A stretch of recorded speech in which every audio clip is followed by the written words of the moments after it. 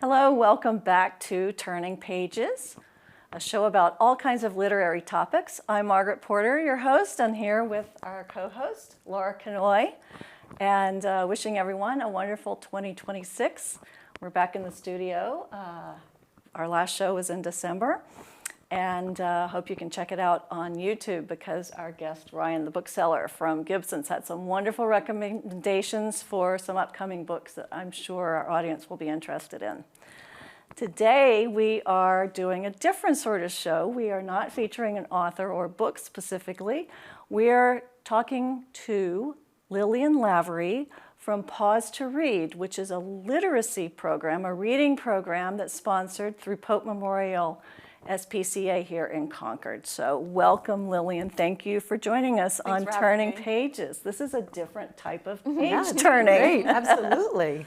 Yes, so I'm a big supporter of Pope Memorial. I donate through New Hampshire Gives. If a friend has a pet that passes away, I do a memorial gift for that, which I think is so important. Laura and I are animal lovers. I have a dog.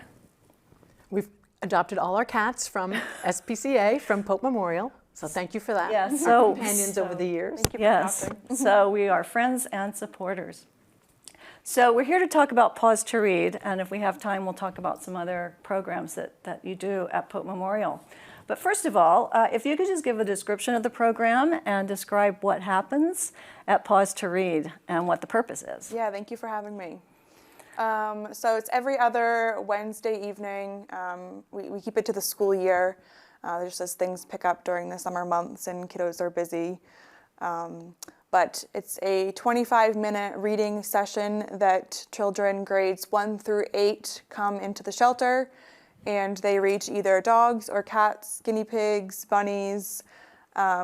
Most of the time it's they're choosing, but we do have to respect too which animals are willing to be with the children and whatnot. But it's a great program for children to practice on their literacy skills and obviously provide valuable socialization to shelter animals. Just that social time for them is really great. So definitely a win-win for both parties. Exactly. Yep. And so there's a fee to participate, is that right? Yep, so it's a $10 donation to the shelter. And that goes towards supporting general the animals, care. Yeah, it really is just a great support to the shelter. Wow, Lillian, I'm so struck by the fact that you use a wide variety of animals. Yeah. I'm familiar with the program, but only through dogs. Yeah. So cats, guinea pigs, Bunnies, mice, lizards, fish. Yeah, so it really just depends what we have. Right now we have like 14 guinea pigs in the shelter. So yeah, they're definitely an option. Paws to Read is actually happening right now as we speak. So I'm sure that the guinea pigs are being read to right now. This afternoon. Yeah, right now. How does that happen with the smaller, can I say maybe less predictable animals? I mean, dogs are drawn to humans, and I've seen just some beautiful instances of dogs cozying up with kids and reading. Yeah. How does that happen with like a mouse? So I guess we don't have mice as often. They're not everyone's first pick, but if Some people love them. yeah, so if a kiddo comes in and we have a social mouse that we think would be willing to participate in this program, I'm not quite sure that the mouse would like crawl over the child. Maybe they would. It really just depends on, again, the mouse. 9 times out of 10, it's a bunny or a dog or a cat. Like the guinea pigs kind of are skittish by nature, so their favorite thing isn't to be held, so we have to respect that. So from afar, they would enjoy being read to. But yeah, so it really looks different for every animal and their desired interaction. Yeah. Are the children allowed to give them a treat or feed them or do anything to, sort of establish a relationship before the reading part begins? So we definitely go over like the animal's personality and like it's obviously unique animal to animal, how much interaction and what they prefer, what style of involvement they would like to have with the child. So sometimes, offering a treat is definitely a a tool, getting to know them before they start. But even just starting to read allows the child to warm up and also the animal. So sometimes the session starts with not much interaction, and as the child begins to read, the cat might come out of the condo and maybe perch on the child's lap, or like brush up to them a little bit. And same with the dogs. That interaction definitely progresses for some of the animals as the So time there's a goes on. physical connection. They're not just strictly behind in the cage. Yes, you know, for in sure. the There's at the both. shelter. Yeah. Again, it just depends on what the animal would prefer, because that comes first. And so is there a matchmaking aspect to this where a child says, oh, I like to read to a black dog, or or something like that, or I want to read to a kitty? How are those decisions made? Is that done in consultation with the parent? Is it the child's choice? Is it the staff who decides which dog is being read to today, or Yeah, whatever? so prior to the evening session, us as shelter staff have to identify which dogs, cats, guinea pigs, bunnies would be an appropriate fit for that evening. So it definitely changes week to week, just depending on who we have in the shelter. So usually we have a few cat options, a couple dog options. But if someone comes in and they say, I want to read to a small animal, then we definitely have the bunnies and the guinea pigs too. So once those animals are identified, then we will ask the child when they come in, which would you prefer to read to? And we'll go from there. Yeah, go ahead, Margaret. Yeah. Has an adoption ever occurred because of a connection that a I child? definitely think it has. Oh, okay. It seems obvious that Yeah. that would happen. Yes, I occasionally. definitely think it has. Yeah. I'm so struck by what you said about how it helps the child, and we can talk more about that. Yeah. You know, how it makes kids more relaxed about reading before a non-judgmental mouse or or dog Yeah. or cat. But I had not thought, Lillian, and I'm so glad that you raised this, I had not thought that it's also social conditioning for the animal. I think that's Oh yeah, so interesting. definitely. Yeah. They're given the opportunity to interact with children, which they don't get that otherwise at the shelter. And maybe not at all in their life before coming to us. So I think that's a really great opportunity for the shelter animals to interact with the little ones.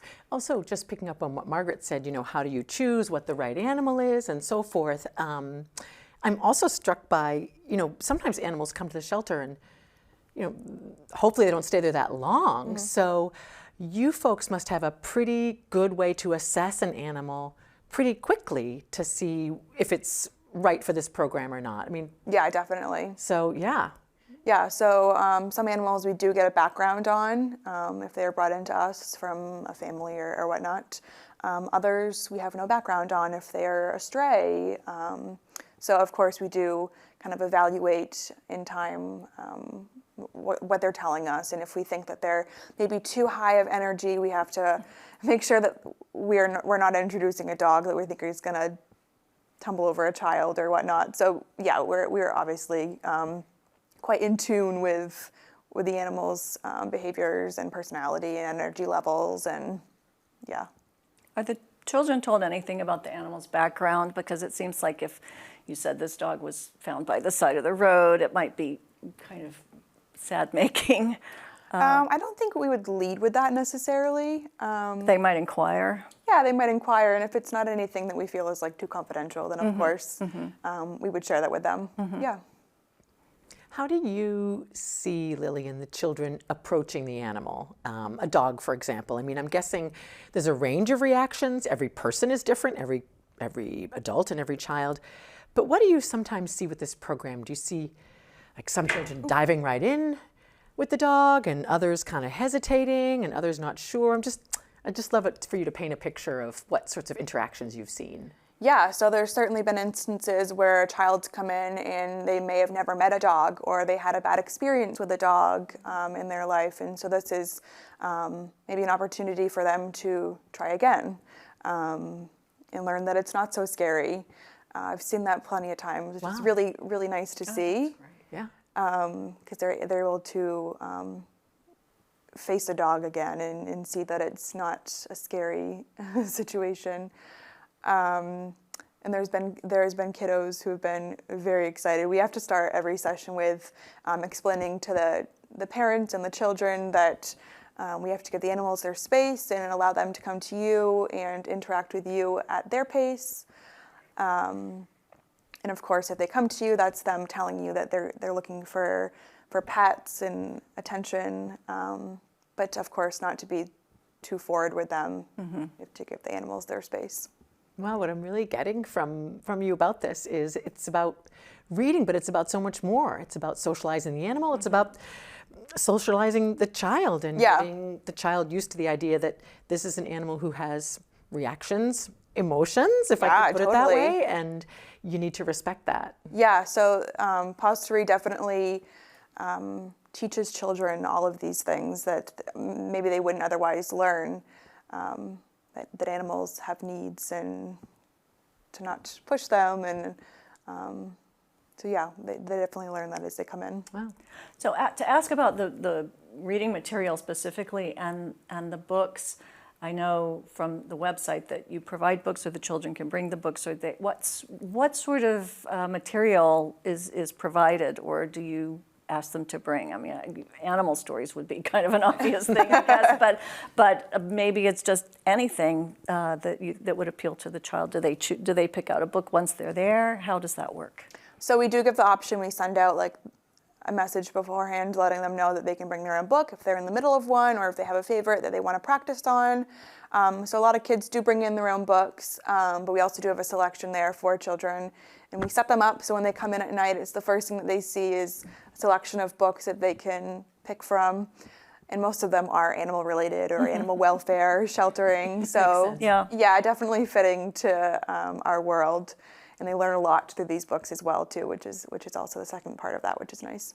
Do they learn about the shelter and how the shelter works? Are they educated about the what goes on there and how you care for the animals also? Well, the cool part is that we have volunteers in there with them to basically have eyes on shelter animals and move them around and choose who's next and whatnot.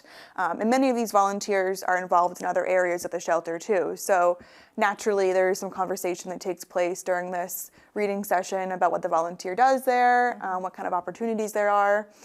And the volunteer age minimum is 12. So many of these kids aren't yet there, but it gives them, I guess, a glimpse into what there is to look forward to for when they're old enough. That's great. Come in and do something beyond Paws to Read. You know, I read, getting ready for today, I read over and over how the presence of an animal can reduce the stress hormone cortisol, and that reading can be stressful for some kids. So it seems like a natural fit. What kind of transformation do you see, Lillian, from when a child first starts to read to the dog or the cat or the guinea pig to when they finish the book? I would say initially, a lot of the time these kiddos can be nervous, especially reading in front of another adult, whether it be their parent and then a volunteer. But I think once they get to know the animal, that kind of washes away and they relax. So being in an animal's presence is really special in that it does that. I think it's a great opportunity for kiddos to come in and again, practice their reading skills to a non-judgmental audience. Because that's what it's all about, right? Yeah. Some kids are afraid to read aloud, but, you know, the dog isn't going to judge you. Exactly. Right. Dog's just happy you're there. Exactly, yeah. What is your, just to get away from the Paws to Read specifically, what's your background in relationship to animals, or how you ended up working at Pope Memorial? I grew up with chickens. Oh. Did you read to them? I probably did. I had goats, but I don't remember reading to them. I talked to them, but yeah. And I've grown up with dogs and cats my whole life. I've definitely been an animal person my whole life. So yeah, this is certainly the place where I belong. And what is your title specifically at Pope? I am the Director of Outreach and Development. Are you always present when Paws to Read is going on, or is that after hours for you, or? It's after hours for me. A couple of years ago, I was a lot more involved, like directly sitting in the room with the kiddos. I have a little one at home now. So not so much these days, but definitely near and dear to my heart. So you're a parent. What do you think parents learn from this process? I think parents learn just as much as the children. I bet. That there's a lot of value in the program and what shelter animals have to offer. You know, that they're looking for loving homes and they have a lot of love to give. And the value behind Paws to Read is that there's an opportunity for their kiddos to expand on their reading skills. I think is really cool for a parent to see. Yeah, I've read a lot about the positive impacts of these programs around the Yeah. country, how they really do improve literacy among kids. And it's probably good for parents to just like sit back and not be in charge and not say, "Ooh, you pronounced that wrong," or you keep stumbling over that word, you know, to have that sort of safe, non-judgmental Yeah. space, I have read is quite helpful. Yeah, there's usually none of that. It's just quiet. It's really You'll have nice. to come up and watch. I know. It's like, I want to Lovely. be there. I want to be volunteering. And get to You're know welcome the to. shelter animals and donate books and all of that. The session, there's a session ongoing now. Yes. And so that runs for a certain period of time. And then when would be the session after that if people are interested, or is it just all the time? So it's Straight every through? other Wednesday, but I do believe all the sessions in March have filled. So April Wow, would be the next popular. opportunity. That's terrific. Yeah. It's really great. And it goes through the school year, but you have programs, other programs that are animal related. So would you tell us about those, please? Absolutely. Yeah, so we have coming up during February school break, we have a compassion workshop for kids. So it's a Monday, Tuesday, Wednesday from 9 to 2:30, which is a great opportunity for kiddos to kind of get a glimpse into what our compassion camp for kids looks like, which is our more, it's a 5-week program during July and August, Monday through Thursday. So it's kind of a glimpse into that camp. It gets children to the shelter and shows them kind of the operations day to day. They get to interact with the shelter pets, do some cleaning. Hands-on. Right. Cheap labor. Love that. That's wonderful. But they also spend quite a bit of time in our Humane Education Center doing crafts. They make kennel cards for the cats and the dogs. Gosh, I'm sorry they didn't have that when my kids were little. That sounds It's so much fun. I know They some love kids it. who did Yeah. that and really loved it. Well, Yeah. and it sounds like you've got a full calendar. I mean, already Paws to Read is full through March. Yep. How often, Lillian, do you see, some of the same kids coming back? They benefit so much, so they book themselves twice a month or whatever. Yeah, we have quite a few that come back almost every session. Which is great. Yeah, right? they- It shows they're getting value. Totally. They look forward to it. Oh, that's great. Yeah. So they're predetermined slots, so you don't have multiple kids reading to pets all at the same time, or do you? So there are 2 children that come in every 25 minutes. And so there's a total of 3 sessions per night, so 6 children. Children. Yeah, so I can see why it fills up so quickly. Yeah. Yeah, totally. And I know that there's on the website, I think there's always a wish list for what people can help and Yep. donate. And are there any top of mind items at the moment where there might be some high needs in terms of donations of anything? Yeah, the things that we go through really quickly in the shelter, paper towels, kind of like general cleaning supplies, Noted. Writing this down. but also dog bones and treats. And we also have a pet food pantry. So we use this pantry to distribute food to the community, to those that are in need, kind of a temporary basis. So not only do we give out to those that come in our door during our open hours, but also to different food pantries in the greater Concord area. So we distribute dog and cat food and supplies out of the pantry too. So if it's not something that we could necessarily use in the shelter, it's a definite support to the pet food pantry and to the community. Right. So, dating myself here, I remember when my boys were little, which was a long, long time ago, we saw Paws to Pages at the Concord Public Library. There was a chocolate lab. We once in a while would hang out with Lily the chocolate lab. It was so sweet. So I know you're at the shelter because you described the program. Do you folks go anywhere else, like libraries and schools or anything like that? We don't on a regular basis, but we would love to. That would be so fun and super fitting for sure. So yeah, maybe something we'd look into. Well, you're the outreach, so you can, I guess it would fall on you. Yeah. too. And I believe there's also a yoga program, yoga with the animals Yeah, in we the do. shelter. Yep. Let's hear about that. We do yoga with shelter pets roughly twice a month, which is also quite popular. Whether it's dogs or cats or bunnies. And what are the animals? What are the animals doing while the yoga's happening? Give us a visual picture of how this works. Kind of whatever they want. So they're roaming around the space. We do it in our Humane Education Center. So we have the yoga mats laid out usually in a circle so that everyone can kind of see the animals all at the same time. And they might be laying on the mat next to you, hopping in front of you if it's a bunny, running around if it's a litter of puppies. It really looks different every time, but they're kind of given the freedom to do what they would like during the session. Let's do That that. sounds like fun. Yeah, definitely. I'm a lot sure of that's fun. very popular also. It is very popular. You're right. Yes, well, you know, we were saying before the show that it sounds like, you know, goat yoga is a thing, and that this sounds a little more fun and user-friendly, I think, with a dog or a cat or a bunny or yeah. Yeah, and it's be always a doing yoga. surprise too who's going to be there, whether, again, dog, cat, bunny. Do they tend to be puppies, younger, older? I see in the Concord Monitor, there's always periodically there's a list of available Yep. animals, dogs and cats and Yep. bunnies sometimes.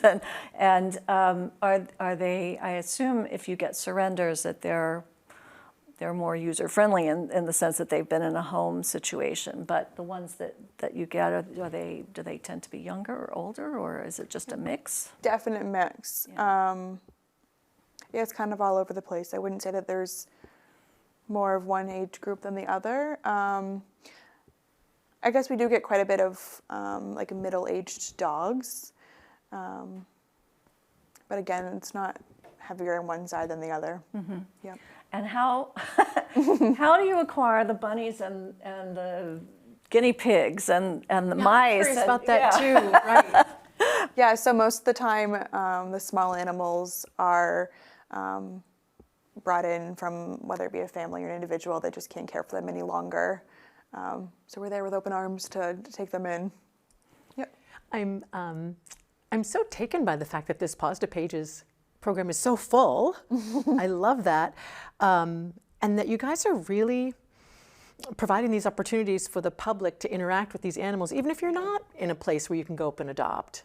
Maybe a family member is highly allergic and you can't adopt, or maybe you're not in a place in your life where you can adopt, but you can still go up, you can still commune with the animals, become friends with the animals. Mm-hmm.